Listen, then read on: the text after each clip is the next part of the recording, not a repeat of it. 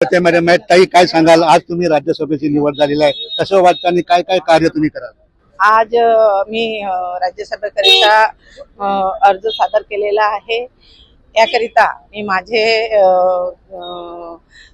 पंतप्रधान माननीय नरेंद्र मोदी साहेबांचा आणि तसेच केंद्राचे माझे नेते अमित शहाजी, नितीनजी गडकरी साहेब, राष्ट्रीय अध्यक्ष नितीनजी नवीन साहेब, सर्व केंद्र नेतृत्वाचा मी आभार मानते, त्यांना धन्यवाद देते.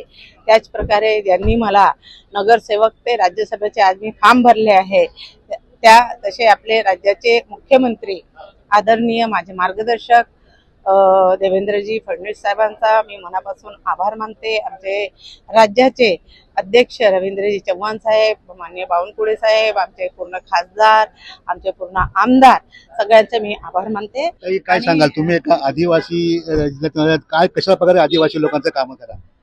बघा, मी केंद्रामध्ये राष्ट्रीय अनुसूचित जनजाती आयोगाची मेंबर होती, सदस्य होती, त्यामुळे मला अनुभव आहे. माझ्या समाजापर्यंत समाजाचा जे काही विकास आहे मी आयोगात असताना संपूर्ण भारत देशामध्ये फिरली आहे. मी आपल्या आदिवासी समाजांच्या पाड्यापाड्यावर जाऊन त्यांचे जे त्या आयोगामार्फत मला करता आलं, मी पूर्ण त्यांचे विकास कामं करण्याकरिता कटिबद्ध आहे. आणि आजही माझ्या समोर समाजच नाही तर मी एक राज्य आयोगाची सदस्य आहे.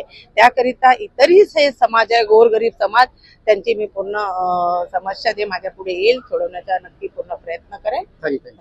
हे होते ताई. कॅमेरामॅन दत्ता प्रसाद, किरण जाधव, आवाज इंडिया.